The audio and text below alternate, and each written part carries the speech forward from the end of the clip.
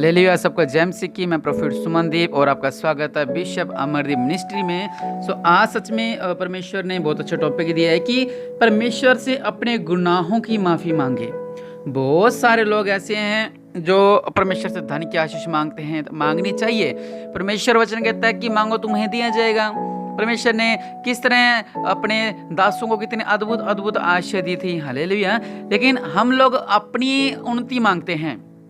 बहुत सारे लोग ऐसे हैं, तकरीबन 75% लोग ऐसे हैं जो अपने घर की खुशियां मांगते हैं हमेशा कि प्रभु मुझे बेटा देना, मुझे ऐसा करना, मुझे बेटी देना, प्रभु मेरे घर में ऐसा हो जाए, पति मेरे पास आ जाए, मेरा पति नशा छोड़ दे, मेरी पत्नी घर लौट आए, या मुझे अच्छा काम मिल जाए, मुझे गवर्नमेंट जॉब मिल जाए, मुझे ऐसा हो जाए, मुझे ऐसा मिल जाए, मुझे ऐसा मिल जाए। मतलब बहुत सारी बातें जो होती हैं हमारे जीवनों में वो हम मांगते हैं परमेश्वर से। उसमें से कुछ लोग ऐसे हैं जो आत्मिक होते हैं। वो क्या मांगते हैं कि प्रभु हमें 9 वरदानों से भरो।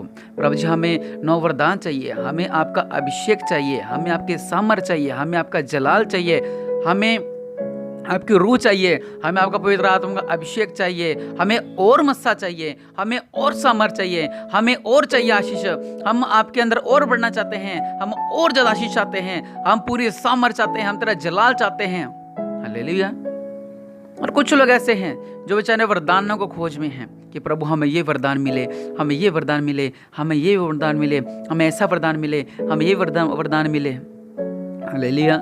कुछ लोग, सब लोगों की अलग अलग थिंकिंग होती है। कोई क्या मांग रहा है, कोई क्या मांग रहा है, कोई क्या मांग रहा है। लेकिन मैं आपसे एक बात कहना चाहता हूँ कि परमेश्वर का वचन कहता है कि अपने गुनाहों की माफी मांगें। बहुत से मसीह लोग ऐसे हैं जो गुनाह करते हैं लेकिन अपने गुनाहों की माफी नहीं मांगते। वो मसीह में होने के बावजूद भी उनका चरित्र मसीह में होने से पहले जैसा ही है।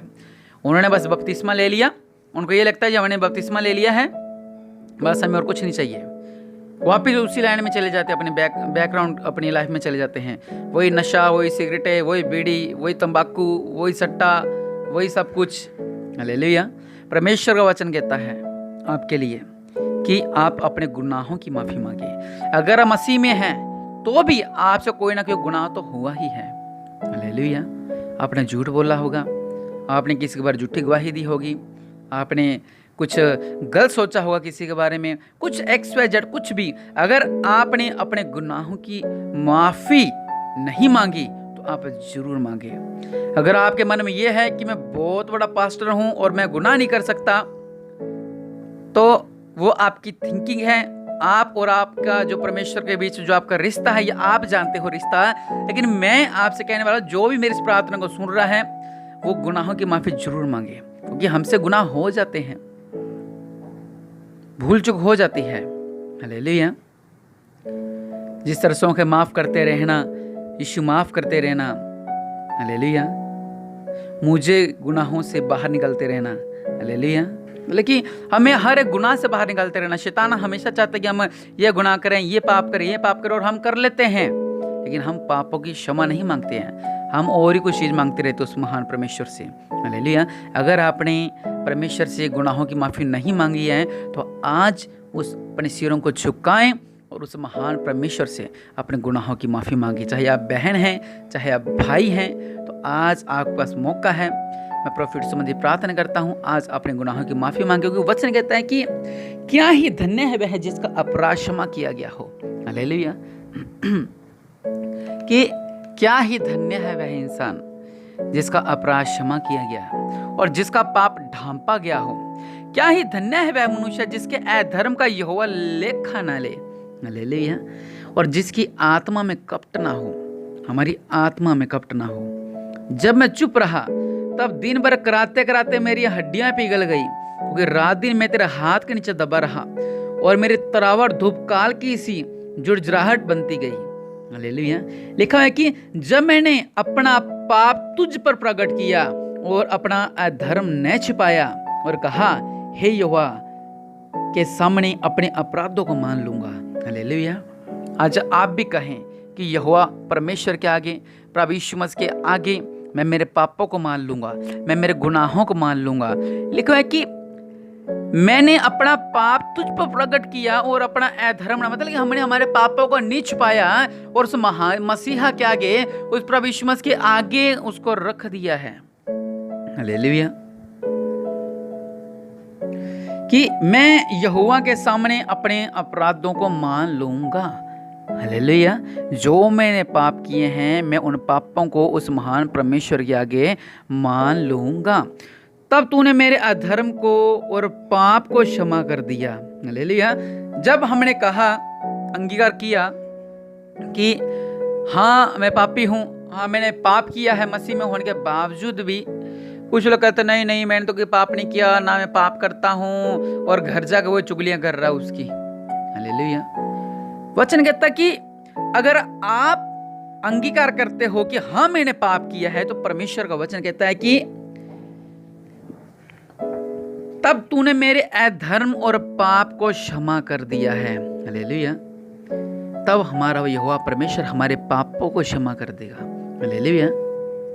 और वचन कहता है कि जब हम हमारे गुनाहों की माफी मांग लेंगे, जब हम कहेंगे हाँ मैंने गुनाह किया है, हाँ मैंने पाप किया है, हाँ मैंने गलती गुनाह की थी, तो परमेश्वर आपके जीवनों में अद्भुत कार्य करेंगे। लिखा है कि मैं तेरा छिपने का स्थान हूं, तू संकट में मेरी रक्षा करेगा। हालेलुया। जब हम हमारे गुनाहों को मान लेते हैं परमेश्वर के आगे, तो परमेश्वर हमारी जब हम जब संकटों में होते हैं, हम जब परेशानी में होते हैं, तो वो यहोवा परमेश्वर हमारी रक्षा करेगा।